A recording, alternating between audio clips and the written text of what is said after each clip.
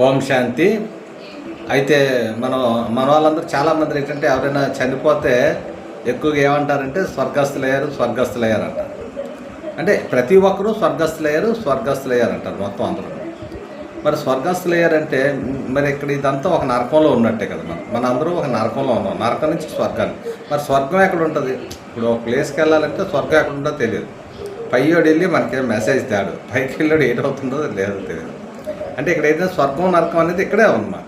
అంటే ఒకప్పుడు స్వర్గంగా ఉండేది, ఇప్పుడు నరకంగా తయారైపోయింది. మళ్ళీ ఆ స్వర్గంగా తయారవ్వాలి. అయితే ముందు భారతదేశం హెడ్ అంటారు అన్నమాట. ప్రతిదానికి ఏంటంటే ఏదైనా పని చేస్తే బుర్రలేని పనులు చేస్తున్నారా అంటారు. అంటే బుర్రలేని పనులు అంటారు. అంటే బుర్ర ఉండాలి కదా. బుర్ర అంటే మన భారతదేశం అంటే ఏంటి? ఢిల్లీ. అంటే ఢిల్లీని అదే హిందీలో కొద్దిగా దగ్గర దిల్ అంటారు. ఏంటంటే దిల్ అంటే మనసు అనమాట. దిల్వాలా అంటే మనసు. అంటే ఇక్కడ ఏంటి? మనసుని మనం సత్యంగా తయారు చేయాలి. ఇప్పుడు మనసు ఏంటంటే మనసును పాడు చేసేస్తున్నాడు ఎవరు? మాయారావుడు. ఇతను మనకు తెలియదు, కనబడదు, కానీ పాడు చేసిన మాత్రం నెంబర్ 1.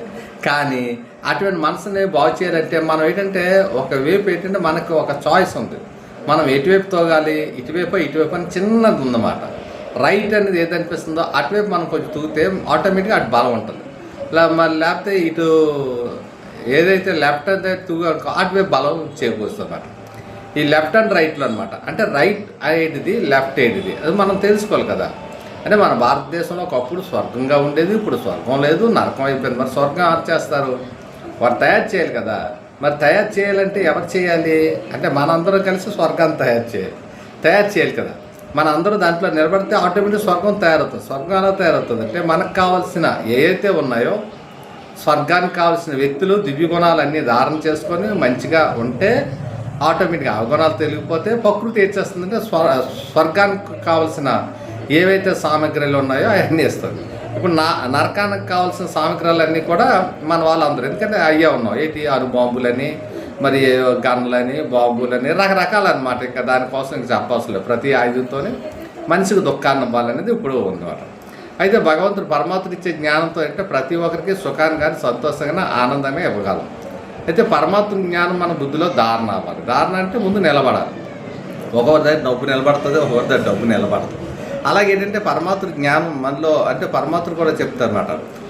పులిపాలు బంగారం పల్లిలో నిలుస్తాయి అంటారు. ఎందుకంటే మిగతా దీంట్లో అవి ఉండవు, దానికి అంత పవర్. అలాగే పరమాత్మ జ్ఞానం ఎవరైతే విశేషమైన ఆత్మలు ఉన్నారో వాళ్ళ దగ్గర ఉంటుంది అన్నమాట. అందువల్ల ఏంటంటే మనకు రాబోయేది స్వర్ణయుగం కనుక మనం అంతో కొంతగా ఉడత సాయంలాగా సపోర్ట్గా పరమాత్మ యొక్క స్మృతి చేయాలి, స్మరిస్తూ ఉండాలి.